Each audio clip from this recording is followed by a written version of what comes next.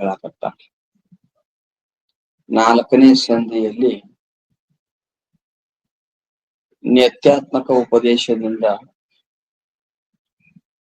ಇವು ಅನ್ನಮಯ, ಪ್ರಾಣಮಯ, ಮನೋಮಯ ಮತ್ತು ವಿಜ್ಞಾನಮಯ ಇವು ಕೋಶಗಳು ನೀನಲ್ಲ. ಅಂದ್ರ ಶರೀರ, ಇಂದ್ರಿಯಗಳು, ಮನ, ಬುದ್ಧಿ, ಚಿತ್ತ, ಅಹಂಕಾರ ಎಲ್ಲವೂ ನೀನಲ್ಲ. ನಿನ್ನಿಂದ ಅರಿಸಿಕೊಳ್ತಾವ. ಅವುಗಳಲ್ಲೇ ನಿನಗೇನಾಗಿದೆ, ಆತ್ಮತ್ವದ ಭ್ರಾಂತಿ ಆಗೈತಿ. ಮನಸ್ಸು ಅರಿತೈತಿ, ಬುದ್ಧಿ ಅರಿತೈತಿ, ಅಹಂಕಾರ ಅರಿತಾವ, ಇಂದ್ರಿಯಗಳು ವಿಷಯದ ಜ್ಞಾನ ಮಾಡಿಕೊಡ್ತಾವ ಅಂತ ತಿಳ್ಕೊಂಡು ಅವ ಆತ್ಮನ ಇರಬಹುದನು ಅಂತ ನಿನಗ್ ಭ್ರಾಂತಿ ಆಗೈತಿ. ಆದ್ರ ಅವ ಆತ್ಮ ಅಲ್ಲ. ಅದ್ರಾಗ ನಾವು ಈಗ 1-2 ದಿವಸದಿಂದ ಅನ್ನಮಯ ಕೋಶ ಆತ್ಮ ಅಲ್ಲ ಅಂತಂದ್ರು, ಪ್ರಾಣಮಯ ಕೋಶಕ್ಕನು ಆತ್ಮ ಅಲ್ಲ ಅಂತ ಹೇಳಿದ್ರು. ಈಗ ಮನೋಮಯ ಕೋಶ ಆತ್ಮ ಅಲ್ಲ ಅಂತ ಹೇಳಕತ್ತ. ಸ್ಥೂಲ ಶರೀರ ನೀನಲ್ಲ ಅಂದ್ರೆ ಈ ಕಾಣುವಂತ ಶರೀರ ನೀನಲ್ಲ, ಅದಕ್ಕೆ ಅನ್ನಮಯ ಕೋಶ ನೀನಲ್ಲ. ಈ ಸ್ಥೂಲ ಶರೀರದಲ್ಲಿ 10 ಇಂದ್ರಿಯಗಳದಾವು, ಅವುಗಳು ನೀನಲ್ಲ. ಈ ಸ್ಥೂಲ ಶರೀರ ಮತ್ತು ಇಂದ್ರಿಯಗಳಿಗೆ ಶಕ್ತಿ ಕೊಟ್ಟಂತ ಪ್ರಾಣ ಏನಿದೆ ಅದು ಕೂಡ ಆತ್ಮ ಅಲ್ಲ. ಈಗ ಅಂತಃಕರಣ ಅನ್ನುವಂಥದ್ದು ಏನದಲ್ಲ, 4 ವೃತ್ತಿ ರೂಪದಿಂದ ಅದು ಪರಿಣಾಮ ಹೊಂದಿ ಪ್ರತೀತಿ ಆಗ್ತದೆ. ಅದು ಆತ್ಮ ಅಲ್ಲ. ಆ ವೃತ್ತಿಗಳು 4 ಯಾವಂದ್ರ ಮನ, ಬುದ್ಧಿ, ಚಿತ್ತ, ಅಹಂಕಾರ. ಮನಸ್ಸಿಗೆ ಏನನ್ನ ಯಾವಕ್ಕೆ ಲಕ್ಷಣ ಹೇಳಿದ್ರವು? ಮನಸ್ಸಿಗೆ, ಚಿತ್ತಕ್ಕೆ ಹೇಳಿದ್ರು, ಬುದ್ಧಿಗೆ ಹೇಳಿದ್ರು, ಅಹಂಕಾರಕ್ಕೆ ಹೇಳಿದ್ರು. ಬೀದಿಯ ಗಸದಂತೆ ಘಟಾದಿ ವಿಷಯದ ನಿರುಗೆ ವೇದಿಸದೆ ತೋರ್ಪ ಚೈತನ್ಯವೇ ಅದು ವಿವೇದಿಸದೆ ತೋರ್ಪ ನಿರ್ವಿಕಲ್ಪ ಜ್ಞಾನವೇ ಚಿತ್ತೆನಿಸುವುದು. ಹೌದಲ್ಲ? ನಿರ್ವಿಕಲ್ಪ ಜ್ಞಾನವೇ ಚಿತ್ತೆನಿಸುವುದು. ಇನ್ನ ಮನಸ್ಸಿನ ಲಕ್ಷಣ ಹೇಳಿದ್ರು, ಕೊರಡಿದು ನರನು ಗೋಚರಿಸದೆನಗೆಂದು ನಿರ್ಧರಿಸದೆ ಆರೈವ ಚೈತನ್ಯವೇ ಅದು ಮನವೆಂದರಿವುದು. ಬುದ್ಧಿದೇ ಏನ್ ಹೇಳಿದ್ರು, ನಿಶ್ಚಯಾತ್ಮಕ ವೃತ್ತಿಯಿಂದ ಕೂಡಿದ ಬುದ್ಧಿದು.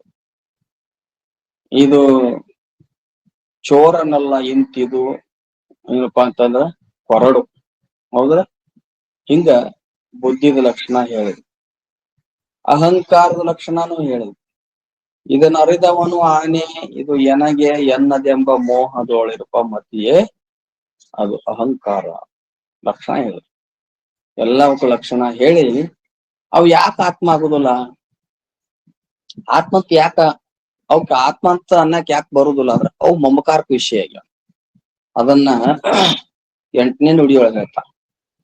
4 ವೃತ್ತಿಗಳು, ಅಂತಃಕರಣದ ವೃತ್ತಿಗಳು, ಮನ, ಬುದ್ಧಿ, ಚಿತ್ತ, ಅಹಂಕಾರ, ಅವು ಮಮಕಾರಕ ವಿಷಯ ಆಗ್ಯಾವ ಅಂತ ಹೇಳ್ತಾರ. ಎನ್ನದಿ ಚಿತ್ತು ತಾನೆನ್ನದಿ ಮನ, ಹಮ್ಮು ಇದು ಎನ್ನದು ಈ ಬುದ್ಧಿ ಎಂಬ ಅನುಭವದ ತೋರ್ಕೆ ಇಂ ನೋಡೆ ವೇದ್ಯಮಿವು ತಾವು. ಮಮಕಾರಕ್ಕೆ ವಿಷಯವಾಗಿ ಆತ್ಮನಿಂದ ಅರಿಸಿಕೊಳ್ಳುವುದರಿಂದ ಇವು ಆತ್ಮ ಆಗುವುದಿಲ್ಲ. ಎನ್ನದು ಈ ಚಿತ್ತು ಅಂದ್ರ ಅಂತಃಕರಣದ ಒಂದು ವೃತ್ತಿ ಚಿತ್ತು. ಅದು ಸಂಸ್ಕಾರಗಳನ್ನ ಒಳಗಿಟ್ಟುಕೊಂತದ್ದು. ಇಂದ್ರಿಯಗಳು, ಮನಸ್ಸು ಇವುಗಳಿಂದ ಆದಂತ ಏನು ವ್ಯವಹಾರದ ಸಂಸ್ಕಾರಗಳು ಇರ್ತಾವಲ್ಲ, ವ್ಯವಹಾರ ಮಾಡಿದ ಮೇಲೆ ಸಂಸ್ಕಾರ ಬಿಟ್ಟು ಹೋಗಿರ್ತಾವ ವ್ಯವಹಾರ ಕರ್ಮ. ಆ ಸಂಸ್ಕಾರ ಎಲ್ಲಿ ಉಳ್ಕೊಂಡಿರ್ತಾವ ಅಂದ್ರ ಚಿತ್ತಿನಲ್ಲಿ ಉಳ್ಕೊಂಡಿರ್ತಾವ. ಪ್ರಸಂಗ ಅನುಸಾರವಾಗಿ ಸಂಬಂಧದಿಂದನೋ ಸಾದೃಶ್ಯದಿಂದನೋ ಚಿಂತನದಿಂದನೋ ಆ ಸಂಸ್ಕಾರ ಉದ್ಭುತ ಆಗ್ತಾವಲ್ಲ, ಎಲ್ಲಿ ಆಗ್ತಾವ ಅಂದ್ರೆ ಚಿತ್ತಿನಲ್ಲಿ ಆಗ್ತಾವ. ಅದಕ್ಕ ಆ ಚಿತ್ತು ಮಮಕಾರ ಕೃಷಿಯಾಗಿ ಎನ್ನದಿ ಚಿತ್ತು ಅಂತ ನಾವು ಏನಂತ, ಈ ಮಾತು ನನ್ನ ಚಿತ್ತಿಗೆ ಹೊಳಿಲಿಲ್ರಿ, ಅದು ಈ ಮಾತು ನನ್ನ ಚಿತ್ತಿಗೆ ಹೊಳಿಲಿಲ್ಲ, ನನ್ನ ಚಿತ್ತಿಗೆ ಬರ್ಲಿಲ್ಲ, ನನ್ನ ಚಿತ್ತಿಗೆ ಹೊಳಿಲಿಲ್ಲ. ಅಂದ್ರ ನನ್ನ ಚಿತ್ತಿಗೆ ಹೊಳಿಲಿಲ್ಲ ಅಂದ್ರೆ ನಿನಕ್ಕಿಂತ ಭಿನ್ನವಾಗೈತಿಲ್ಲದು. ನನ್ನ ಚಿತ್ತು ಅನ್ನಕತ್ತಿಯಲ್ಲ, ನನ್ನ ಚಿತ್ತು ಅನ್ನಕತ್ತಿ ಅಂದ್ರೆ ನಿನಗ್ ಮಮಕಾರ ಖುಷಿ ಆಗೈತಿ. ಅದು ನನ್ನ ಮನಿ ಅಂತಿ ಅಂದ್ರೆ ನಿನಗ್ ಮಮಕಾರ ಖುಷಿ ಆಗೈತಿ. ನನ್ನ ಮನಿ ರೀ ಇದು ಅಂದ್ರೆ ಏನ್ ಮನಿ ನೀ ಹಾಕ್ಯ ಏನ್ ಮನಿ ನಿಂದದ. ಮನಿ ಮಮಕಾರಕ್ ವಿಷಯ ಆಗೇನ್, ಆದ್ರ ಮನಿನೇ ನೀನು ಅಲ್ಲ. ನನ್ನ ಮನಿ ಅಂತಿ ಅಂದ್ಮೇಲೆ ಮನಿ ನಿನಕ್ಕಿಂತ ಭಿನ್ನ ಅದ. ಹಂಗ ನನ್ ಚಿತ್ರಿ ನನ್ ಚಿತ್ತಿಗೆ ಹೊಳಿಲಿಲ್ರಿ ಅದು ಅಂದ್ರ ಮಮಕಾರಕ್ ವಿಷಯ. ಯಾವ್ದು ಮಮಕಾರಕ್ಕೆ ವಿಷಯ ಆಗಿರ್ತದಲ್ಲ ನಿನಕ್ಕಿಂತ ಭಿನ್ನವಾಗಿರ್ತದ. ನಿನಕ್ಕಿಂತ ಭಿನ್ನವಾಗಿರ್ತದೆ ಅಂದ್ರೆ ನೀ ಹೆಂಗದಿ ಅದ್ ಹೆಂಗದ. ನೀನು ಚೇತನ ಅದಿ, ಅದು ಜಡ ಅದ ಅಂತ ಅರ್ಥ. ಹೌದಿಲ್ಲ? ನಿನಕ್ಕಿಂತ ಭಿನ್ನ ಆಗಿದ್ದು ಮಮಕಾರಕ್ಕೆ ವಿಷಯ ಆಗಿದ್ದು ನಿನಕ್ಕಿಂತ ಭಿನ್ನ ಇರ್ತದೆ. ಭಿನ್ನ ಇರ್ತದ ಅಂದ್ರ ಇವ್ರದ್ದು ಇಲ್ಲಿ ತೋರುವಂತ ಜಗತ್ನಾಗ ಎರಡ ಅದಾವ, ಒಂದು ಜಡ ಅದ, ಒಂದು ಚೇತನ. ನಿನಕ್ಕಿಂತ ಭಿನ್ನ ಆಗೈತಿ ಅಂದ್ರ ಆ ಚೇತನ ನಾ ಜಡ ಅದನ್ರಿ ಅಂತೀನ. ನೀ ಚೇತನ ಅದಿ ಅನ್ನೋದು ನಿನಗೆ ಅಪರೋಕ್ಷದ ಇಲ್ಲ. ನನ್ ಚೇತನ ಅದಿ, ನಿನಕ್ಕಿಂತ ಭಿನ್ನ ಆಗಿದ್ಯೇನದ ಜಡ ಇದ್ದಿದ್ದೇನ್ ಇರ್ತದೆ.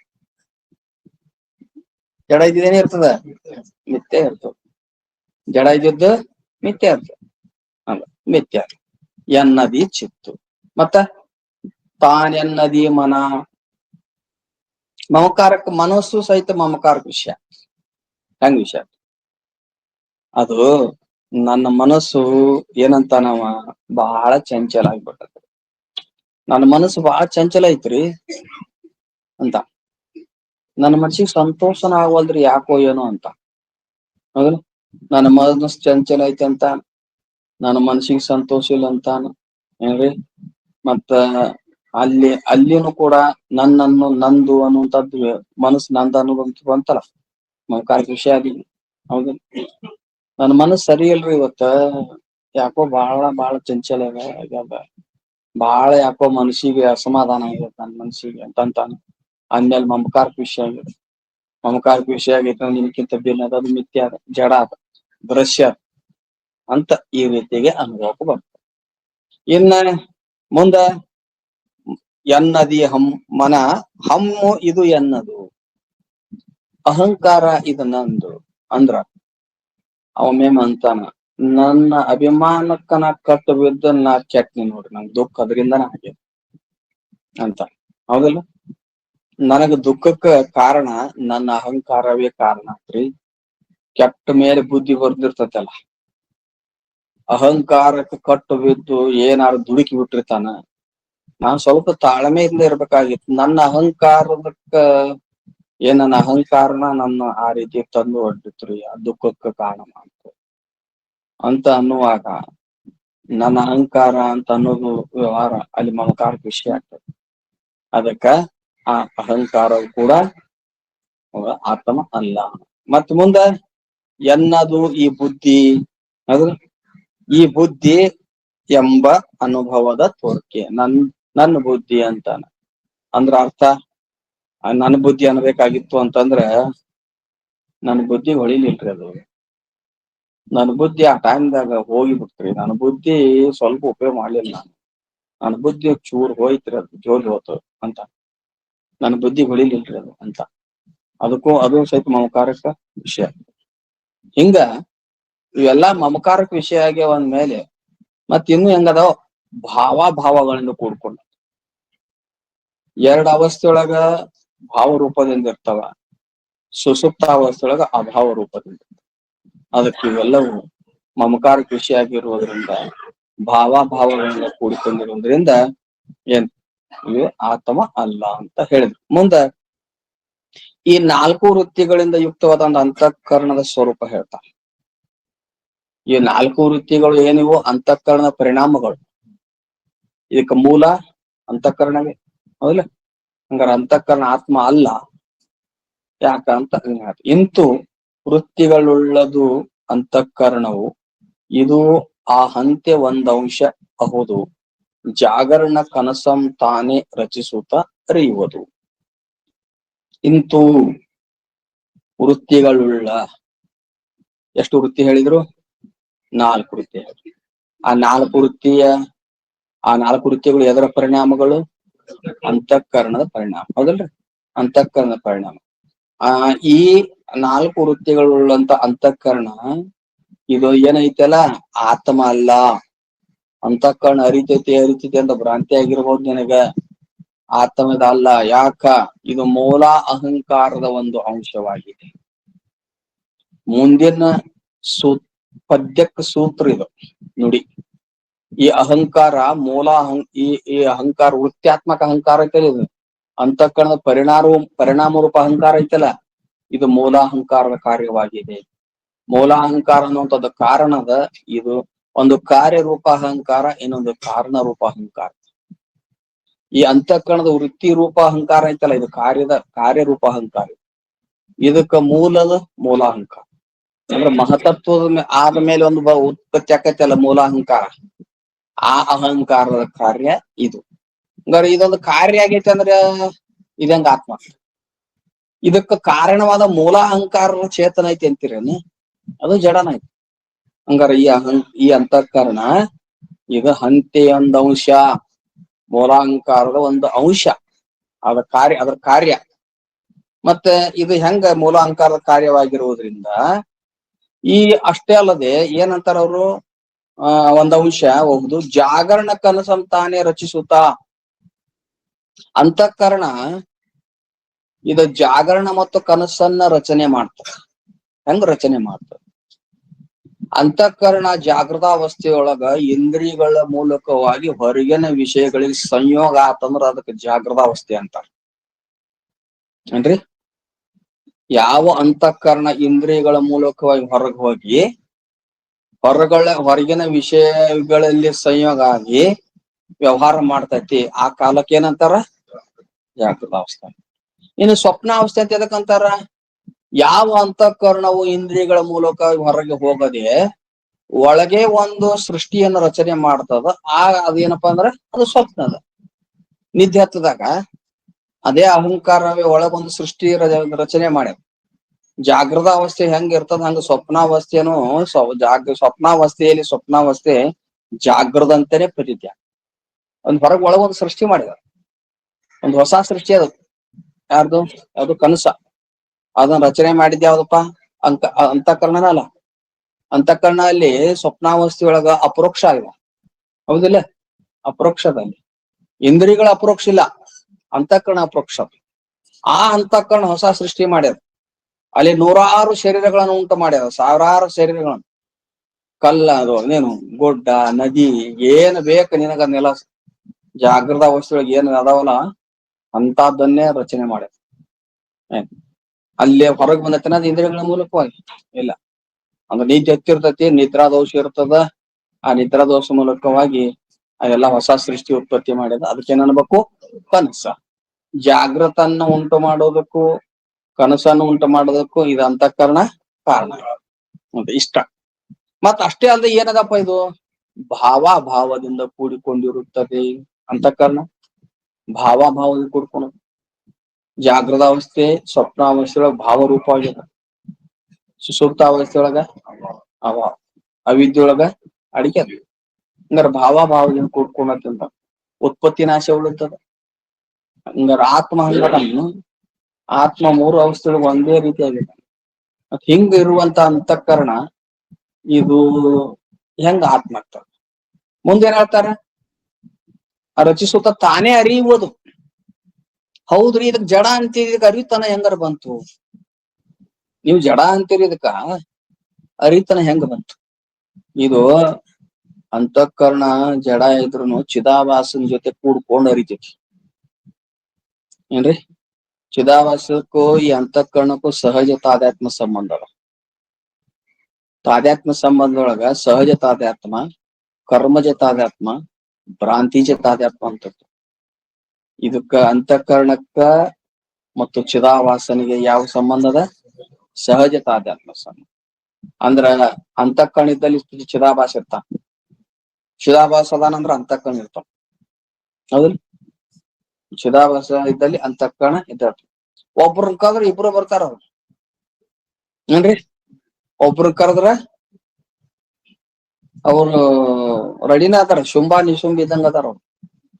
ಕೂಡೇ ಇರ್ತಾರ ಯಾವ ಅದಕ್ಕ ಇವ್ರು ಇಬ್ರು ಕೂಡಿ ಅದಕ್ಕ ಅರಿತೈತಿ ಅಂದ್ರೆ ಚಿದಾಭಾಸ ಸಹಿತವಾಗಿ ಅಂತಃಕರಣ ಹೊರಗಿನ ವಿಷಯಗಳನ್ನ ಅರಿತದೆ. ಇದು ಘಟ ವಿಧಿ ಅನ್ನುವಂಥ ಜ್ಞಾನ ಯಾರಿಗೆ ಆಗ್ತದ? ಚಿದಾಭಾಸ ಸಹಿತದ ಅಂತಃಕರಣ ಆಗ್ತದೆ. ಹಿಂಗಿದ್ದಾಗ ಇದು ಇದು ಆತ್ಮ ಅಲ್ಲ.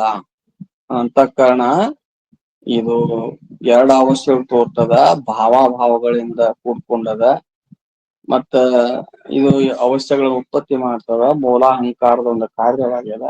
ಆದ್ರಿಂದ ಇದು ಆತ್ಮ ಅಲ್ಲ ಅಂತ ಹಿಂಗ್ ಹೇಳುವುದರಿಂದ ಮನೋಮಯ ಕೋಶ ಆತ್ಮ ಅಲ್ಲ ಏನ್ರಿ? ಮನೋಮಯ ಕೋಶ ಆತ್ಮ ಅಲ್ಲ. ಮುಂದೆ ಮತ್ತು ಯಾಕೆ ಆತ್ಮ ಅಲ್ಲ? ಅಣಿಯರದೆ ಸತ್ವಾದಿ ಗುಣದ ಏಳ್ಗೆ ವಿಷಯ ಗಣಮಂ ಬಿಡುತ್ತೆ, ಪಿಡಿಯುತ್ತೆ, ತೊಳಲುತ್ತೆ, ತಣಿಯದದು ಬಾಧೆಗೊಳ್ತಿರ್ಕು. ಇದು ಅಂತಃಕರಣ ಯಾಕ ಆತ್ಮ ಅಲ್ಲ ಅನ್ಬೇಕಂದ್ರ ಅಣಿಯರದಿಂದ ಕ್ರಮವಾಗಿ ಸತ್ವಾದಿ ಗುಣದ ಏಳ್ಗೆ ಈಗ ಈ ಅಂತಃಕರಣ ಮೂರು ಗುಣಗಳ ಮೂಲಕವಾಗಿ ವ್ಯವಹಾರ ಮಾಡ್ತದೆ. ಹೌದಿಲ್ಲ? ಮೂರು ಗುಣಗಳ ಅಂತಃಕರಣ ಏನು ವ್ಯವಹಾರ ಮಾಡ್ತದಂದ್ರ ಅದ ಮೂರು ಗುಣಗಳಿಂದಾನೇ ವ್ಯವಹಾರ ಮಾಡ್ತದೆ. ಮೂರು ಗುಣಗಳಿಂದ ಈ ನೆಗ್ಗಲು ಮುಳ್ಳು ಅಂತ ಇರ್ತದಂತ ಅದ ನೋಡೇ ಇಲ್ಲ, ನನಗೆ ಯಾರೋ ತೋರ್ಸವಲ್ರ ಮರ ಅದನ್ನ. ಏನ್ರಿ ತಂದ್ರ ತೋರಿಸ್ರಿ ಒಮ್ಮೆ ನೆಗ್ಗಲ್ ಮುಳ್ಳ. ನಾವು ಶಾಸ್ತ್ರದಾಗ ಹೇಳಕತ್ತೀವಿ, ಅನುಭವನ ಆಗ್ವಲ್ ನಮ್ಗ. ನೀವ್ ನೋಡಿರಿ ಮಾರಕ್ ಸಿಗತ್? ಹೌದಪ್ಪ, ನೀವ್ ಹೇಳಕತ್ತೀರಿ, ನನಗ್ ಗೊತ್ತಾಗ್ಬೇಕಲ್ಲ.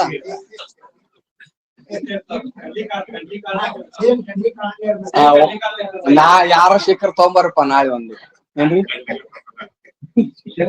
ಏನ್ರಿ ಆ ನೆಗ್ಗಲ್ ಮುಳ್ಳ ಅದು ಮೂರ್ ಇರ್ತಾವಂತಾವ್. ಏನ ಒಟ್ಟ ಹೆಂಗ್ ಹೋಗೋರು ಎರಡ್ ಕೆಳಗ ಒಂದ್ ಮ್ಯಾಲ ಇರ್ತದಂತ. ಏನ್ರಿ ಹೆಂಗ ಬಿದ್ದತಿ ಅಂದ್ರು ಕೂಡ ಎರಡ್ ಕೆಳಗ ಒಂದ್ ಮ್ಯಾಲ ಇರ್ತದ. ಹಂಗ ಅಂತಃಕರಣ ಮೂರು ಗುಣಗಳಿಂದ ವರ್ತನ ಮಾಡುವಾಗ ಒಂದು ಗುಣ ಮ್ಯಾಲ ಇದ್ರೆ ಎರಡು ಗುಣಗಳು ಕೆಳಗಿರ್ತಾವ. ಏನ್ರಿ ರಜಸ್ತಮಶ್ಚ ಅಭಿಭೂಯ ಸತ್ವಂ ಭವತಿ ಭಾರತ. ರಜಃ ಸತ್ವಂ ತಮಶ್ಚೈವ ತಮಸ್ಸತ್ವಂ ರಜಸ್ತಥ. ಗುಣತ್ರಯ ವಿಭಾಗ ಯೋಗದೊಳಗ ಭಗವದ್ಗೀತೆಯೊಳಗ ಮಾತಾಡ್ತ. ಸತ್ವ ಗುಣ ಮ್ಯಾಲಿದ್ರ ರಜೋತಮಗಳು ಕೆಳಗಿರ್ತಾವ, ರಜಗುಣ ಮ್ಯಾಲಿದ್ರ ಸತ್ವ ತಮಗಳು ಕೆಳಗಿರ್ತಾವ, ತಮ ಗುಣ ಮ್ಯಾಲಿದ್ರ ಸತ್ವ ರಜಗಳು ಕೆಳಗಿರ್ತಾವ. ಹೌದು, ಮ್ಯಾಲಿರ್ತಾವ. ಇವ್ ನೆಗ್ಗಲ್ ಮುಳ್ಳಿನಂತೆ. ಯಾವ ಗುಣ ಮ್ಯಾಲ ಇರ್ತದ ಅದರ ಪ್ರಭಾವ ಅಲ್ಲಿರ್ತದ. ಹೌದು, ಯಾವ ಗುಣ ಮ್ಯಾಲ ಇರ್ತದ ಅದರ ಪ್ರಭಾವ ಆ ಅಂತಃಕರಣದಲ್ಲಿ ವರ್ತನ ಮಾಡ್ತದೆ. ಅದಕ್ಕೆ ಸುಖ ದುಃಖ ಮೋಹಾದಿಗಳ ತೋರಲ್ ಅವನು ಉನ್ನಿಪುದು ಗುಣಮಯವೆಂದು. ನಿನಗ ಸುಖ ದುಃಖ ಮೋಹಗಳು ತೋರ್ತಾವಂದ್ರ ಅವು ಗುಣಗಳ ಸ್ವರೂಪದ. ಏನ್ರಿ? ಗುಣಗಳ ಸ್ವರೂಪ. ಅದು ಸತ್ವಗುಣದ್ದು, ರಜೋಗುಣದ್ದು, ತಮೋ ಗುಣದ್ದು ಹೇಳ್ತಾರ. ಏನ್ರಿ? ಅವು ವಿರತಿ, ವಿವೇಕ, ಶಮೆ, ಧಮೆ, ವಿನಯ, ಸತ್ಯ, ವರವಿದ್ಯೆ, ನಿರಭಿಮಾನತೆ ಮೊದಲಾದಗಳು ಗುರುಶಂಭುಲಿಂಗದ ಒಲುಮೆಯ ಸತ್ವಗುಣ. ಮದ, ಮೋಹ, ನಿಷ್ಠುರ ಕರ್ಮ, ಸ್ವತಿಯರ ಆಸೆ, ಕಪಟ ರೀತಿ, ಕಡುಶೋಕ, ನಿರ್ದಯೆ ಮೊದಲಾದವು ಇವುಗಳು ಕಲುಷವೆನಿಸುವ ರಾಜಸ ಗುಣ. ಅದಕ್ಕ ಇನ್ನೊಂದು ತಮೋ ಗುಣದ ಹೇಳ್ತಾರ. ಏನು? ಅದು ಬಿಡದ ಅಲಸತೆ. ಅದು ಶರೀರದಲ್ಲಿ ಮೋಹ ಬುದ್ಧಿ, ಬಿಡದ ಅಲಸತೆ. ನನಗೆ ಇದೊಂದು ಯಾರೇ ಏನೋ ಒಂದು ಹೇಳ್ತಾರ, ಸ್ವಲ್ಪ ನೆನಪಾಗಿ ನೋಡಿ ಬಾಳ ಜನ ಆಗಿತ್ತು ನೋಡ್ಕೊಂಡಿಲ್ಲ. ಇವೆಲ್ಲ ತಮೋ ಗುಣ ಅಂತ ಹೇಳ್ತಾರ. ಆಲಸ್ಯ, ಆಮೇಲೆ ಏನಪ್ಪಾ ಅಂತಂದ್ರ ಈ ಪ್ರಮಾದ, ಆಲಸ್ಯ, ಶರೀರದಲ್ಲಿ ಅತಿಯಾದ ಮೋಹ, ನಿದ್ರಾ, ಇವೆಲ್ಲ ಮೊದಲುಗಳು. ಅವು ಎಲ್ಲವೂ ಇವು ತಾಮಸ ಗುಣ. ಪ್ರಕಾಶಂಚ ಪ್ರವೃತ್ತಿಂಚ ಮೋಹಮೇವಚ ಪಾಂಡವ. ಎಲ್ಲಿ ಸತ್ವಗುಣ ಅದಕ್ಕೆ ಇರ್ತದ ಅಲ್ಲಿ ಪ್ರಕಾಶ. ಪ್ರಕಾಶ ಅಂದ್ರೆ ಜ್ಞಾನ ಇರ್ತದೆ. ಎಲ್ಲಿ ರಜಗುಣ ಅದಕ್ಕೆ ಇರ್ತದ ಅಲ್ಲಿ ಪುರುಷನ ಪ್ರವೃತ್ತಿ ಹೊರಗಿರ್ತದ. ಎಲ್ಲಿ ಮೋಹ ತಮೋ ಗುಣ ಇರ್ತದ ಅಲ್ಲಿ ಮೋಹ, ಆಲಸ್ಯ ಮೊದಲಾದಗಳು ಇರ್ತಾವ. ವೃತಾತ್ ಕೆಡುವತನವನ್ನು ಕೂಡಿ ಹೋದೆ ತಮೋ ಗುಣ ಅಂತ ನಿಜಗುಂಡ್ರು ಹೇಳ್ಯಾರ. ಅದಕ್ಕ ಇವು ಒಡಲು ಅಣಿಯರಲ್ಲಿ ಸತ್ವಾದಿ ಗುಣದ ಏಳಿಗೆ ವಿಷಯ ಗಣಮಂ ಬಿಡುತ್ತೆ, ಒಡಲು ಬಿಡುತ್ತೆ, ತಾನೆಂದರೆ ಪಿಡಿಯುತ್ತೆ, ತೊಳಲುತ್ತೆ. ಏನ್ರಿ? ಈಗ ಅಂತಃಕರಣದೊಳಗ 2 ಗುಣ ಕೆಳಗಿದ್ದವಪ್ಪ ಅಂದ್ರೇನು? ರಜೋಗುಣ ತಮೋಗುಣ ಕೆಳಗಿದ್ವು, ಸತ್ವಗುಣ ಅಧಿಕಿತ್ತು ಅಂದ್ರ ಆ ಅಂತಃಕರಣ ವಿವೇಕ ವೈರಾಗ್ಯಾದಿಗಳಿಂದ ಕೂಡಿಕೊಂಡಿರುತ್ತೆ. ಹೌದಿಲ್ಲ? ಸತ್ವಗುಣ ಅಧಿಕಿದ್ದಾಗ ವಿವೇಕ ವೈರಾಗ್ಯ ಶಮದಮಾದಿಗಳು ಬರ್ತಾವ. ಅಂತವ ಅಧಿಕಾರಿ ಅನಿಸುವಂತಾನ ಅವನು ವಿಷಯಗಳು ದುಃಖಕರ ನಶ್ವರ ಅಂತ ತಿಳ್ಕೊಂಡು, ಅನಿತ್ಯ ಅಶುಚಿ ದುಃಖ ಅಂತ ತಿಳ್ಕೊಂಡು ವಿವೇಕದಿಂದ ವೈರಾಗ್ಯವನ್ನು ಹೊಂದಿ ವಿಷಯಗಳನ್ನ ಬಿಡುತ್ತಾನ. ಅದಕ್ಕೆ ಬಿಡುತ್ತೆ ಅಂತ ಬರ್ತದೆ. ಏನ್ರಿ? ಸತ್ವಗುಣ ಅದಕ್ಕಿದ್ದಾಗ ವಿವೇಕ ವೈರಾಗ್ಯ ಉತ್ಪತ್ತಿ, ವಿವೇಕ ವೈರಾಗ್ಯ ಅದಕ್ಕೆ ಉತ್ಪತ್ತಿ ಆಗ್ತಾವ. ಅದರಿಂದ ಅವನಿಗೆ ವೈರಾಗ್ಯದಿಂದ ಏನಾಕತಿ? ಅದು ಅದರಲ್ಲಿ ವಿಷಯಗಳ ದೋಷ ದರ್ಶನ ಆಗ್ತದೆ. ವಿಷಯಗಳ ದೋಷ ದರ್ಶನ ಆದ್ಮೇಲೆ ವೈರಾಗ್ಯ. ಒಂದು ಅವಾಗ ಏನ್ ಮಾಡ್ತಾನೆ? ವಿಷಯ ಬೇಡಪ್ಪ, ವಿಷಯ ಸುಖ, ವಿಷಯಗಳು ದುಃಖಕ್ಕೆ ಕಾರಣ ಆಗ್ಯಾವ ಅಂತೇಳಿ ಬಿಡ್ತಾ, ಅಂದ್ರೆ ಬಿಡುತ್ತೆ. ಇನ್ನೊಂದರ ರಜಗುಣ ಅದಕ್ಕಿತ್ರಿ ಸತ್ವ ಮತ್ತು ತಮ ಗುಣಗಳು ಕೆಳಗಿದ್ದು ಅಂದ್ರ ಆ ರಜಗುಣದಿಂದ ಅವನಲ್ಲಿ ಏನಿರ್ತದ ಅಂದ್ರ ವಿಷಯಗಳಲ್ಲಿ ಸುಖ ಬುದ್ಧಿ ಇರ್ತದ. ವಿಷಯಗಳಲ್ಲಿ ಸುಖ ಬುದ್ಧಿ, ವಿಷಯಗಳು ಸುಖ ಸ್ವರೂಪದವ ಅಂತ ಹೇಳಿ ಅವ ಆ ವಿಷಯಗಳನ್ನ ಪಡ್ಕೊಳ್ಳೋದಲ್ಲಿ ಪ್ರವೃತ್ತಿ ಆಗ್ತಾನ. ಅದಕ್ಕೆ ಹೇಳಿದ ಪ್ರಕಾಶಂಚ ಪ್ರವೃತ್ತಿಂಚ ಅಂತ ಹೇಳಿಲ್ಲ. ಪ್ರವೃತ್ತಿ ಅಂದ್ರ ವಿಷಯಗಳು ಏನದಾವಲ್ಲ ಅವು ಸುಖ ಸ್ವರೂಪದವ ಅಂತ ತಿಳ್ಕೊಂಡು ಅವು ಆ ವಿಷಯಗಳನ್ನ ಪಡ್ಕೊಳ್ಳೋದ್ರಲ್ಲಿ ಪ್ರವೃತ್ತಿ ಆಗ್ತಾನ. ಆ ಕಡೆ ಇರ್ತೈತೆ ಅವ್ನ ಲಕ್ಷ್ಯ. ಅವನಲ್ಲಿ ಶಮದ ಮಾದಿಗಳು ಬಂದಿರುದಿಲ್ಲ, ವಿವೇಕ ವೈರಾಗ್ಯಾದಿಗಳನ್ನು ಬಂದಿರುದಿಲ್ಲ. ಬರೀ ದುಡಿಬೇಕ್ರಿ, ಗಳಿಸ್ಬೇಕ್ರಿ, ಮೊಮ್ಮಕ್ಕಳಿಗಿಡಬೇಕ್ರಿ, ಸಾಕಾಡ್ ಗಳಿಸ್ಬೇಕ್ರಿ, ವಿಷಯದಿಂದನ ಸುಖ ಆಯ್ತ ಅಂತ ಹೇಳಿ ಸಂಜೆ ಮುಂಜಾನೆ ಬರೀ ಹೋಟೆಲ್ನಾಗ ಇರ್ತಾನ, ನ್ಯಾಲಿಗೆ ರುಚಿ. ಹೌದು ಹೌದಿಲ್ಲ? ಸಂಜೆ ಮುಂದ್ ಒಟ್ಟು ಮಿರ್ಚಿ ಬಜ್ಜಿ ಗಿರ್ಮಿಟ್ ಬೇಕಾ ಅವಂಗ. ಹೌದಲ್ಲ? ಒಟ್ಟ ವಿಷಯಗಳ ಪ್ರವೃತ್ತಿ, ವಿಷಯಗಳನ್ನ ಗಳಿಸುವಲ್ಲಿ, ದುಡ್ಡು ಗಳಿಸುವಲ್ಲಿ ಪ್ರವೃತ್ತಿ ಆಗ್ತದೆ. ಅದಕ್ಕೆ ಪಿಡಿಯುತ್ತೆ. ಏನ್ ಪಿಡಿಯುತ್ತೆ? ವಿಷಯಗಳನ್ನು ಪಿಡಿಯುತ್ತೆ. ಅಂದ್ರೆ ವಿಷಯಗಳನ್ನು ಗಳಿಸಾಕ್ ಪ್ರವೃತ್ತಿ ಆಗ್ತಾನ ಅಂತ ರಜಗುಣ ಅದಕ್ಕಿದ್ದಾವ. ಇನ್ನು ತಮೋಗುಣ ಅದಕ್ಕಿದ್ದಾವ. ತಮಗುಣ ಅದಕ್ಕಿತ್ತಂದ್ರ ವಿಷಯಗಳಲ್ಲಿ ಪ್ರವೃತ್ತಿ ಹಂಗೆ ಇರುವಂಗಿರ್ಲಿ, ಪ್ರವೃತ್ತಿ ಆಗುವಂಗಿರ್ಲಿ, ಆ ತಮಗುಣ ಅದಕ್ಕಿದ್ದವನಿಗೆ ಬಹಳ ಪ್ರಮಾದ, ತಾಮಸ ಬುದ್ಧಿ ಇರ್ತದೆ. ಬರೀ ನಿದ್ದಿ ಮಾಡ್ತಾನ, ಆಲಸ್ಯ, ನಿದ್ದಿ. ಒಂದು ತಾಟ್ ಹೊಡೆದಾವ್ ನಾವು ಉಳ್ಳಿ ಬಿಟ್ನಂದ್ರ ಆತ ಒಂದ್ 4 ತಾಸ 5 ತಾಸ ಎಪ್ಸಂಗಿಲ್ಲ ಅವ್ನು. ರಾತ್ರಿ ಎಲ್ಲ ಹಗಲ. ಹೌದಿಲ್ಲ? ತಮೋಗುಣ ಇದ್ದಲ್ಲಿ ನಿದ್ರಿ, ಆಲಸ್ಯ, ಪ್ರಮಾದ, ಆಮೇಲೆ ದೇಹದಲ್ಲಿ ಅತಿ ಮಮತೆ ಇವೆಲ್ಲ ಇರ್ತಾವ. ಅದು ಬರೀ ಹೊರಗ ತೊಳಲಾಡ್ತದ. ತೊಳಲುತ್ತೆ ಅಂದ್ರ ಇದು ಹೊರಗ ತಿರುಗುತ್ತಿರ್ತದ ವೃತ್ತಿ. ವಿಷಯಗಳಲ್ಲಿ, ಶರೀರದಲ್ಲಿ, ಶರೀರ ಸಂಬಂಧಪಟ್ಟವರಲ್ಲಿ ಮೋಹ, ಅತಿಯಾದ ಮೋಹ ಇರ್ತದಲ್ಲ ತಮೋಗುಣ ಇದ್ದಲ್ಲಿ. ಅದಕ್ಕ ಈ ಮೋಹ ಅನ್ನುವಂಥದ್ದು ಇರ್ತದ.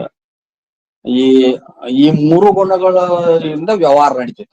ಹಿಂಗ ಅಣಿಯರದೇ ಸತ್ವಾದಿ ಗುಣದ ಏಳಿಗೆ ಏನ್ ವಿಷಯ ಗಣಮಂ ಬಿಡುತ್ತೆ, ಪಿಡಿಯುತ್ತೆ, ತೊಳಲುತ್ತೆ, ತಣಿಯದು. ಅಂತಃಕರಣ ಅದಕ್ಕೆ ಸಂತೋಷನೇ ಇಲ್ಲ, ತೃಪ್ತಿ ಇಲ್ಲ, ತಣಿಯದು.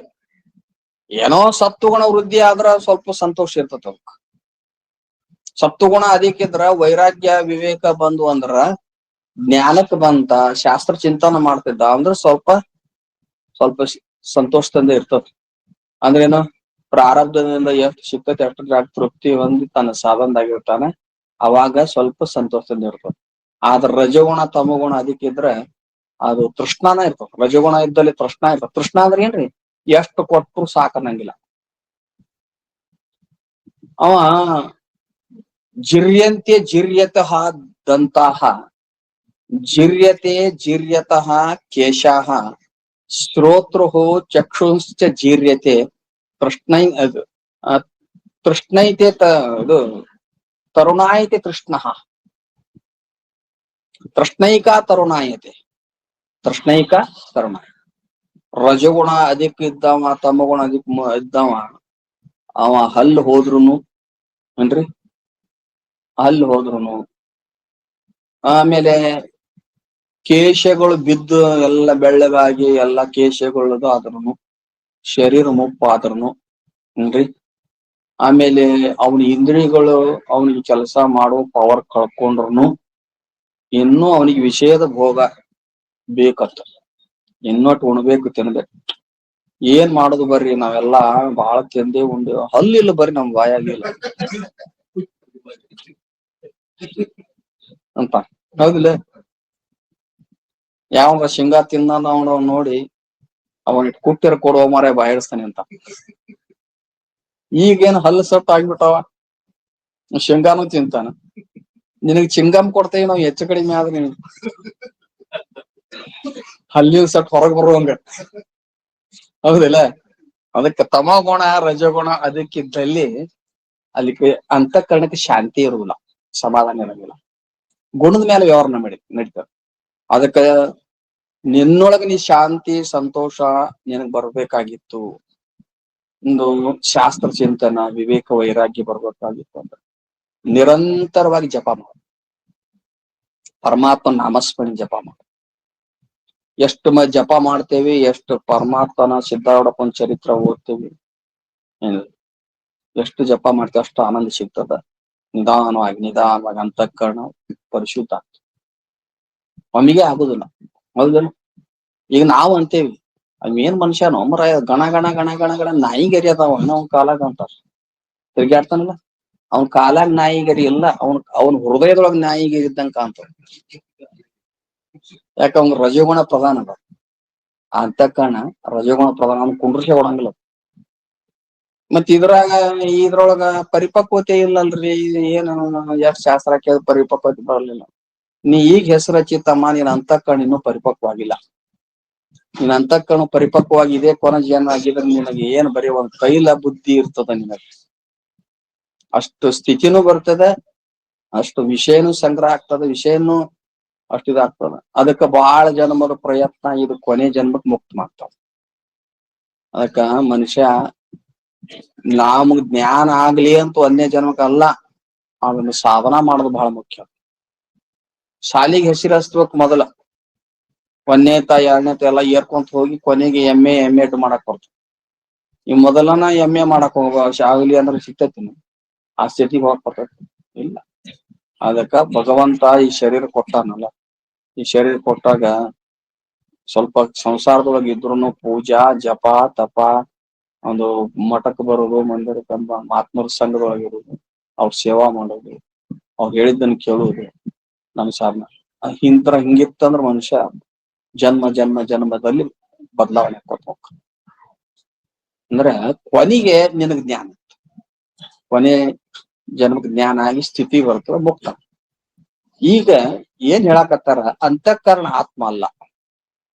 ಅಂತಃಕರಣ 3 ಗುಣಗಳಿಂದ ವರ್ತಿಸ್ತದೆ.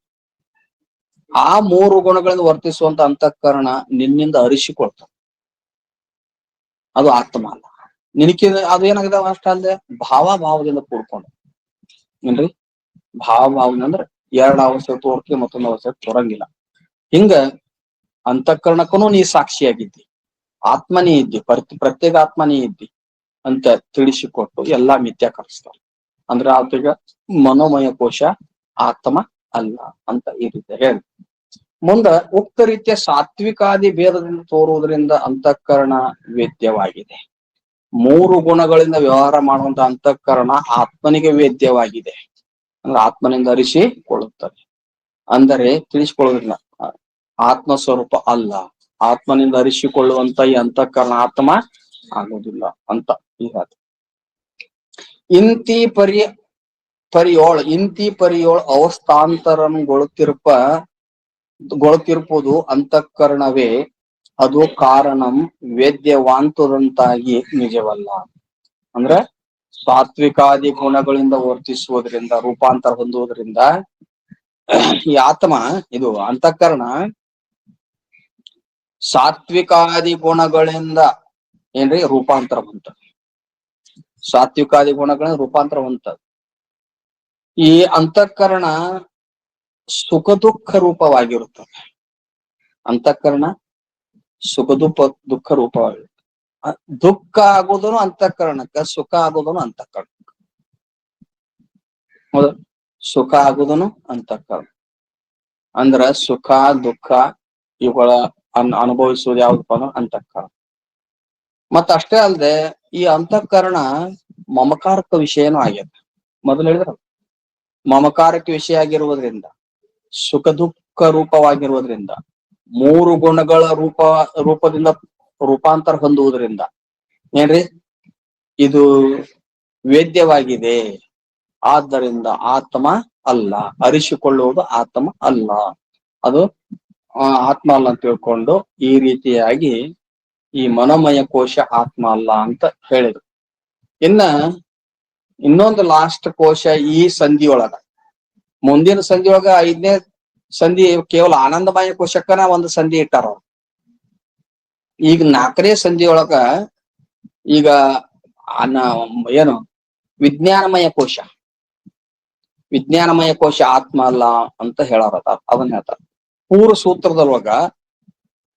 ಸರ್ವಾತ್ಮಕ ಉಪದೇಶ ಮಾಡಿದ ಜ್ಞಾನ ಆಗದೇ ಇದ್ದಾಗ ಈ 4ನೇ ಸಂಧಿ ಪ್ರಾರಂಭದಲ್ಲಿ ನೇತ್ಯಾತ್ಮಕ ಉಪದೇಶದಿಂದ ಏನು 4 ಕೋಶಗಳನ್ನ ನೇತಿಗಳ ಸಲುವಾಗಿ 4ನೇ ಸಂಧಿಯನ್ನ ಪ್ರಾರಂಭ ಮಾಡಿ ಅನ್ನಮಯ, ಪ್ರಾಣಮಯ, ಮನೋಮಯ ಅನ್ನುವಂತ ಕೋಶಗಳನ್ನ ಅವನ ನೇತಿಗಳದು. ಈಗ ಯಾವ ವಿಜ್ಞಾನಮಯ ಕೋಶ ಏನತ್ತಲ್ಲ ಅಹಂದಿಂದ ಕೂಡಿದಂತ ವಿಜ್ಞಾನಮಯ ಕೋಶ, ಆ ವಿಜ್ಞಾನಮಯ ಕೋಶವು ಕೂಡ ಆತ್ಮ ಅಲ್ಲ. ಯಾಕಲ್ಲ ಅಂದ್ರ ಅಹಂಕಾರ ಅನ್ನುವಂಥದ್ದು 9 ಗುಣಗಳಿಂದ ಕೂಡಿಕೊಂಡಿರುತ್ತದೆ. ಅಹಂಕಾರ 9 ಗುಣಗಳಿಂದ ಕೂಡಿಕೊಂಡಿರ್ತದೆ. ವಿಜ್ಞಾನಮಯ ಕೋಶ ಅಂತ ಎದಕ್ಕಂತಾರೆ? ಪಂಚ ಜ್ಞಾನೇಂದ್ರ ಸಹಿತವಾದ ಬುದ್ಧಿಗೆ ಏನಂತಾರ? ವಿಜ್ಞಾನಮಯ ಕೋಶ ಅಂತ. ಇಲ್ಲಿ ಅಹಂ ಅಂತ ತಗೊಂಡಾರ. ಈ ಅಹಂಕಾರ ಆತ್ಮ ಆಗುವುದಿಲ್ಲಪ್ಪ. ಯಾಕೆ ಆಗುವುದಿಲ್ಲ ಅಂದ್ರೆ ಈ ಅಹಂಕಾರ ಅನ್ನುವಂಥದ್ದು 9 ಗುಣಗಳಿಂದ ಅರಿಸಿಕೊಳ್ಳುವುದರಿಂದ ಆತ್ಮ ಆಗುವುದಿಲ್ಲ ಅಂತ ಅದನ್ನ ಹೇಳ್ತಾರೆ. ಅಹಂ ಆತ್ಮನಲ್ಲ, ಬುದ್ಧಿಯಾದಿ ಗುಣಮುಳ್ಳದ್ದಾಗಿ ಹೋದಾದ ಕಥದಿಂದ ಜಾಡ್ಯ ವಹಿಸಿ. ಏನ್ರಿ ಇದಕ್ಕ ಅನುಮಾನ ಪ್ರಮಾಣದಿಂದ ಹೇಳ್ತಾರ ನೋಡ್ರಿ. ಈಗ ಅಹಂ ಆತ್ಮನಲ್ಲ, ಅಹಂ ಆತ್ಮನಲ್ಲ, ಇದು ಪ್ರತಿಜ್ಞಾ ವಾಕ್ಯ. ಅಹಂಕಾರ ಆತ್ಮ ಅಲ್ಲ, ಇದು ಪ್ರತಿಜ್ಞಾ ವಾಕ್ಯ. ಇದಕ್ಕ ಹೇತು ಏನ್ರಿ? ಬುದ್ಧಿಯಾದಿ ಗುಣ ಉಳ್ಳದ್ದಾಗಿರುವುದ್ರಿಂದ. ಯಾಕದು ಹೇತು ಏನ್ರಿ? ಬುದ್ಧಿಯಾದಿ ನವಗುಣಗಳಿಂದ ಕೂಡಿಕೊಂಡಿರುವುದರಿಂದ. ಅದು ಅಹಂಕಾರ ಗುಣಿ ಆಗ್ಯದ. ಆಕು 9 ಗುಣಗಳದ ಅಂದ್ರೆ ಬುದ್ಧಿಯಾದಿ ಅಂತ ಹೇಳಿದ್ರು. ಮತ್ತ ಹೆಂಗ ಇದು ದೃಷ್ಟಾಂತ ಏನ್ರಿ ಅಂದ್ರ ಘಟದಂತೆ ಜಾಡ್ಯ ವಹಿಸೆ. ಘಟದಂತೆ ಏನಿದು ಜಡವಾಗಿದೆ. ಘಟ ಹೆಂಗ ಜಡ ಆಯ್ತಲ್ಲ, ಹಂಗಿದು ಸಹಿತ ಜಾಡ್ಯ ವಹಿಸೆ. ಇದು ಜಾಡ್ಯ ವಹಿಸೆ ಅಂದ್ರನ ದೃಷ್ಟಾಂತ ಏನ್ ಕೊಟ್ರ ಅದಕ್ಕ? ಘಟದಂತೆ ಎಂಬುದು ಅಪ್ಪುಗಳು ಹೇಳುವಾಗ ಘಟದಂತೆ ಅನ್ನೋದು ಇದು ದೃಷ್ಟಾಂತ, ಜಾಡ್ಯ ವಹಿಸೆ. ಹಂಗಾರ ಆತ್ಮ ಅಹಂಕಾರ 9 ಗುಣಗಳನ್ನು ಕೂಡ್ಕೊಳತ ಮುಂದೆ ಹೇಳ್ತಾರ. ಧರ್ಮ, ಅಧರ್ಮ, ಸುಖ, ದುಃಖ, ರಾಗ, ದ್ವೇಷ, ಆಮೇಲೆ ಪ್ರಯತ್ನ, ಭಾವನೆ, ಎಂಟದು ಬುದ್ಧಿ. ಪ್ರಯತ್ನ, ಭಾವನೆ, ಬುದ್ಧಿ ಹೌದಲ್ಲ? ಮತ್ತದಲ್ಲ ಧರ್ಮ, ಅಧರ್ಮ, ರಾಗ, ದ್ವೇಷ, ಸುಖ, ದುಃಖ, ಪ್ರಯತ್ನ, ಭಾವನೆ, ಬುದ್ಧಿ ಮುಂದೆ ಹೇಳ್ತಾರ. ಅದಕ್ಕ ಇದು ಆತ್ಮ ಆಗುದಿಲ್ಲ. ಈ ಹೆಂಗ ನೀಲೋತ್ಪಲ ಅಂತ ಹೇಳುವಾಗ, ನೀಲೋತ್ಪಲ ಅಂತ ಹೇಳ್ತೀವ, ನೀಲಿ ಕಮಲ ಅಂತ ಹೇಳ್ತೀವಲ್ಲ, ಅದರಲ್ಲಿ ಧರ್ಮಿ ಅನ್ನುವಂಥದ್ದು ಭಿನ್ನತೆ ಅದ, ಅಥವಾ ಗುಣಿ ಅನ್ನುವಂಥದ್ದು ಭಿನ್ನತೆ ಅದ. ಉತ್ಪಲ ಗುಣಿ ಆಗಿರ್ಬಹುದು, ಉತ್ಪಲ ಗುಣಿ ಅದ, ನೀಲ ಬಣ್ಣ ಗುಣ ಅದ. ಆ ಗುಣವುಳ್ಳದ್ದು ಗುಣಿ. ಹೌದಿಲ್ಲ? ಹಂಗ ಈ ಅಹಂಕಾರ ಆತ್ಮ ಅಲ್ಲ. ಯಾಕಂದ್ರ ಗುಣ ಉಳ್ಳದ್ದು. ಯಾವುದು ನಿರ್ಗುಣವಾಗಿರ್ತದೆ ಅದು ಆತ್ಮದ. ಸಾಕ್ಷಿ ಚೇತ ಕೇವಲ ನಿರ್ಗುಣಸ್ಯ. ಹೌದಲ್ರಿ? ಯಾವ್ದು ನಿರ್ಗುಣ ಸ್ವರೂಪವಾಗಿರುತ್ತದೆ, ಗುಣಗಳ ವ್ಯವಹಾರ ಎಲ್ಲಿ ಇಲ್ಲ, ಅದು ಆತ್ಮ. ಆದ್ರೆ ಈ ಅಹಂಕಾರ 9 ಗುಣಗಳನ್ನು ಕೂಡ್ಕೊಂಡತಿ, ಅದಕ್ಕೆ ಇದು ಆತ್ಮ ಅಲ್ಲ. ಅಹಂಕಾರ ಇದು ಮೂಲ ಅಹಂಕಾರದ ಒಂದು ಅಂಶವಾಗಿದೆ. ಈ ಅಹಂಕಾರ 2 ಅವಸ್ಥೆಯೊಳಗಿರ್ತದ, 31 ಅವಸ್ಥೆಯೊಳಗಿರಂಗಿಲ್ಲ. ಭಾವದಿಂದ ಕೂಡ್ಕೊಂಡ, ಅದಕ್ಕೆ ಇದು ಆತ್ಮ ಆಗುದಿಲ್ಲ ಅಂತ ಸೂತ್ರ ರೂಪದೊಳಗೆ ಹೇಳಿ. ಇನ್ನು ಶಿಷ್ಯ ಪ್ರಶ್ನೆ ಮಾಡ್ಬೇಕಲ್ಲ, ಈ ಪ್ರಶ್ನೆ ಮಾಡ್ಬೇಕು ಶಿಷ್ಯ. ಈಗ ಈಗ ಮನೋಮಯ ಕೋಶನು ಆತ್ಮ ಅಲ್ಲ ಅಂದ್ರಿ, ವಿಜ್ಞಾನಮಯ ಕೋಶ ಯಾಕೆ ಆತ್ಮ ಅಲ್ಲ? ಯಾಕ್ರಿ? ಅಹಂಕಾರ ಈ ವಿಜ್ಞಾನಮಯ ಕೋಶ ಆತ್ಮ ಅಲ್ಲ ಅಂತ ಯಾಕೆ ಹೇಳ್ತೀರಿ ನೀವು ಅನ್ನೋ ಪ್ರಶ್ನೆ ಮಾಡ್ಬೇಕಲ್ಲ. ಪ್ರಶ್ನೆ ಮಾಡ್ಬೇಕಂತಂದ್ರೆ ಹೋಗಿ ಎದಿ ಸಟ್ಸ್ಕೊಂಡ್ ನಿಲ್ಬೇಕನ ಮುಂದೆ ಹೋಗಿ? ಹೇಳ್ರಿ ಸ್ವಾಮಿಗಳ. ಸ್ವಾಮಿಗಳು ಇವ್ರ ಕೈಯಾಗ ಸಿಕ್ಕೊಂಡು ಹೇಳ್ಬೇಕು, ಇವ್ರು ಹೇಳ್ದಂಗ ಕೇಳ್ಬೇಕು ಸ್ವಾಮಿಗಳು. ಅಂದ್ರೆ ಚಲೋ ಸ್ವಾಮಿಗಳು. ನೆಟ್ ವಿರುದ್ಧ ಆದ್ರೆ ಸ್ವಾಮಿ ಸರಿ ಇಲ್ಲ. ಸ್ವಾಮಿ ನಿನ್ ಕೈಯಾಗ ನಿನ್ನ ಕೈಯನ್ನ ಹಾಳ ನಮ್ಮ ಸ್ವಾಮಿ. ಶಾಸ್ತ್ರ ಹೇಳ ಸ್ವಾಮಿ ನಿನ್ ಕೈಯನ್ನ ಹಾಳ. ನಿನಗ ಅನುಕೂಲ ಆದ್ರೆ ನೀ ಚಲೋ ಅನ್ನವ, ಅವ್ರಿಗೆ ಅನುಕೂಲ ನೀ ಇರಂಗಿಲ್ಲ. ಅವ್ರಿಗೆ ಅನುಕೂಲ ಆಗಿ ನೀ ಸೇವಾ ಭಾವದಿಂದ ಇದ್ದಂದ್ರ ಅವ್ರ ಪ್ರೀತಿ ನಿನ್ ಮೇಲೆ ಸಹಜ ಇರ್ತವ. ಸ್ವಾಮಿಗೆ ಮೋಸ ಮಾಡಕ್ ಹೊಂಟಿದಿ, ಇನ್ನು ಉಳ್ದವ್ರಿಗೆ ಎಷ್ಟು ಮೋಸ ಮಾಡ್ತೀನಿ ಅಂತ. ಸ್ವಾಮಿಗಳಿಗೆನೆ ನೀನು ಎದುರು ಕಟ್ಕೊಂಡ್ ಮೋಸ ಮಾಡ್ತೀನಿ, ಉಳ್ದವ್ರಿಗೆ ಎಷ್ಟು ಮಾಡಾಕಿವ್ ನೀನು? ಯಾರ ಕಾಲ್ ಮ್ಯಾಲ ಯಾರ್ ಕಲ್ ಚೆಲ್ಕೊಂತಾರೋ ನಿನಗ ನೀ ವಿರೋಧ, ಅವ್ರಿಗೇನ ಹಾನಿ ಅದ, ನಿನಗ ಹಾನಿ ಅದ. ಮತ್ತೆ ಸ್ವಾಮಿಗಳು ಅವ್ರು ಹೇಳ್ದಂಗ ಕೇಳ್ಬೇಕು, ಅವ್ರಿಗೆ ಏನ್ ಮಾಡಿದ್ರು ಎಸ್ ಅನ್ಬೇಕು. ಅವ್ರಿಗೆ ಏನಾರ ಸ್ವಲ್ಪ ಕಷ್ಟ ಕಾರ್ಪಣ್ಯದೊಳಗೆ ಏನಾರ ಹೇಳಿದ್ರೆ ಸಹಾಯ ಇಲ್ಲ, ಸುಳ್ಳು ಹೇಳುವುದು. ಆಯ್ತು, ನಿನ್ನ ಎಟ್ರ ಮಟ್ಟಿಗೆ ಇರ್ತಿ ಇರು ನೇಪ.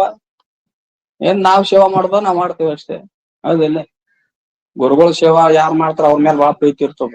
ಮಹಾತ್ಮರು ಗುರುಗಳು ಸೇವಾ ಪ್ರಿಯ ಇರ್ತಾರ. ಗುರುಗಳು ಅಂದ್ರೆ ನಾ ಏನ್ ಗುರು ಅಂತ ಹೇಳಕತ್ತಿಲ್ಲ, ಒಟ್ಟ ಯಾರೇ ಇರ್ಲಿ ಮಹಾತ್ಮರದ್ದು ಸೇವಾ ಮಾಡಿದ್ರೆ ಮಹಾತ್ಮರ ಅವ್ರ ಮೇಲೆ ಸೇವಾ ಪ್ರೀತಿ ಇರ್ತದೆ. ಅದಕ್ಕ ಈ ರೀತಿಯಾಗಿ ಅಲ್ಲಿ ಶಿಷ್ಯ ಪ್ರಶ್ನೆ ಮಾಡ್ಬೇಕಾಗಿತ್ತು ಅಂದ್ರ, ಗುರುಗಳಿಗೆ ಪ್ರಶ್ನೆ ಮಾಡ್ಬೇಕಾಗಿತ್ತು ಅಂದ್ರ ವಿನಯ ಪೂರ್ವಕವಾಗಿ ಗುರುಗಳನ್ನ ಸ್ತುತಿ ಮಾಡ.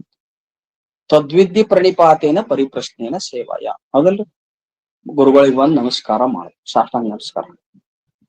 ಆಮೇಲೆ ಕೈ ಮುಗಿಕೊಂಡು ಗುರುಗಳನ್ನ ಸ್ತುತಿ ಮಾಡು. ಗುರುಗಳು ಯಾವ ಮೂಡ್ನಾಗ ಇರ್ತಾರೋ ಗೊತ್ತಾಗುದಿಲ್ಲ. ಅವಾಗ ಆಯ್ತಂತೇಳಿ ಕರುಣಾ ಬಂತು ಅಂದ್ರೆ ಉತ್ತರ ಹೇಳ್ತಾರ. ಹೌದಲ್? ಅದಕ್ಕೆ ಶಿಷ್ಯ ಬಂದು ಗುರುಗಳೇ ಪರಮಾತ್ಮನಕ್ಕಿಂತ ನೀವು ದೊಡ್ಡಾರದೀರಿ. ಪರಮಾತ್ಮ ಗುರು ರೂಪವಾಗಿ ಒಂದಾನಂದ್ರು ಪರಮಾತ್ಮನ ಒಂದು ಸ್ಥಾನಕ್ಕಿಂತ ನಿಮ್ಮ ಸ್ಥಾನ ಹೆಚ್ಚಿಂದ. ಗುರು ಗೋವಿಂದ ದೋಮು ಕಡೆ ಕಾಕುಲಾಗಿ ಪಾಯ್, ಬಲಿಹಾರಿ ಗುರು ಆಪನೆ ಗೋವಿಂದ ದಿಯೋ ಮಿಲಾಯ್. ಇವರು ಪರಮಾನಂದ ಗುರುಗಳಿಂದ ಕಬೀರದಾಸರು ದೀಕ್ಷಾ ತಗೊಂಡು ಹೆಂಗ್ ತಗೊಂಡ್ರ ಗೊತ್ತೇನ? ರಾಮಾನಂದ ಗುರುಗಳು ಎಲ್ಲಾ ಕಡೆ ತಿರುಗಾಡಿದ್ರು, ಜಾತಿನೇ ಬರ್ತಿತ್ತು. ಪಾಪ ಅವ್ರು ಮುಸಲ್ಮಾನರದ್ರಾಗ ಬೆಳೆದ ಕಬೀರದಾಸ. ಇಲ್ಲಿ ಕಬೀರದಾಸ ಬೇರೆ, ಆ ಕಡೆ ಕಾಶಿ ಕಡೆ ಯಾರು ದೀಕ್ಷಾನ ಕೊಡ್ಲಿಲ್ಲ. ಆಗಿನ ಕಾಲ ಜಾತಿದ್ ಬಾಳ ಇತ್ತು. ಯಾವ ಜಾತಿ ಅನ್ಕೊ ನೀನು? ನನಗ್ ಮುಸಲ್ಮಾನರದ್ರಾಗ ಬೆಳೆದೇನ್ರಿ ನಾನು, ದೀಕ್ಷಾ ಕೊಡಂಗಿಲ್ಲ. ಇನ್ನು ರಾಮಾನಂದ್ರ ಅನ್ನೋರು ಬ್ರಾಹ್ಮಣರು, ಅವರು ದಿನಾ ಬ್ರಾಹ್ಮಿ ಮುಹೂರ್ತದೊಳಗ ಗಂಗಾ ನದಿ ಸ್ನಾನಕ್ಕೆ ಹೋಗುವಾಗ ಹೆಂಗಾರ ಮಾಡಿ ಇವ್ರ ಕಡೆಯಿಂದ ಉಪದೇಶ ತಗೋಬೇಕಲ್ಲ. ಹೆಂಗ್ ಮಾಡೋದು? ಕೊಡಾಕರ ಒಲ್ಲೆ ಅಂತಾರ. ಒಂದ್ ಐಡಿಯಾ ಮಾಡ್ಬೇಕು. ಕತ್ತಲ್ದಾಗ ಬರ್ತಾರ, ಅವಾಗ ಬ್ಯಾಟ್ರಿ ಇಲ್ಲ ಏನಿಲ್ಲ. ಆ ಮೆಟ್ಟಲ್ ಮ್ಯಾಲ ಮಲ್ಕೊಂಡ್ಬಿಡು. ಅವ್ರು ಬರೋ ದಾರಿ ನೋಡಿ ಜಾಕ ಮಾಡಿ ಮ್ಯಾಲ ಹತ್ತಾಕತ್ತಿದ್ರು, ಮೆಟ್ಟಲ್ ಮ್ಯಾಲ ಹಂಗ ಮಕ್ಕೊಂಡ್ಬಿಡು, ಕತ್ಲಿಟ್ಟು ಅವ್ರ ಮೇಲೆ ಕಾಲಿಟ್ರು. ಶ್ರೀರಾಮ್ ಅಂದ್ರು. ಕಬೀರದಾಸರೊಳಗೆ ಎಷ್ಟು ಶ್ರದ್ಧಾ ಇರ್ಬೇಕ್ರಿ. ಕುಣ್ದಾಡಕತ್ರ ನನಗ್ ಉಪದೇಶ ಆತ್ ಏನ್ರಿ, ನನಗ್ ಉಪದೇಶ ಆತ್. ಶ್ರೀರಾಮಚಂದ್ರನ ಉಪದೇಶ ಮಂತ್ರ ಕೊಟ್ರ ನನಗ್ ನೋಡಿ. ಅವ್ರ ಮ್ಯಾಲ ಶ್ರದ್ಧಾ ಇಟ್ರಿ, ಶ್ರೀ ರಾಮಾನಂದರನ ಗುರುಗಳಂತ ಮಾಡ್ಕೊಂಡ ಏನ್ರಿ. ಅವಾಗ ಆ ಕಬೀರದಾಸರು ಕೇಳ್ತಾರ ಯಾರು ಮತ್ ಪರಮಾತ್ಮ ಮತ್ ಗುರು ಏಕಕಾಲಕ್ಕೆ ಪ್ರತ್ಯಕ್ಷ ಆದ್ರ ಮೊದಲು ಯಾರಿಗ್ ನಮಸ್ಕಾರ ಮಾಡ್ತಾರೆ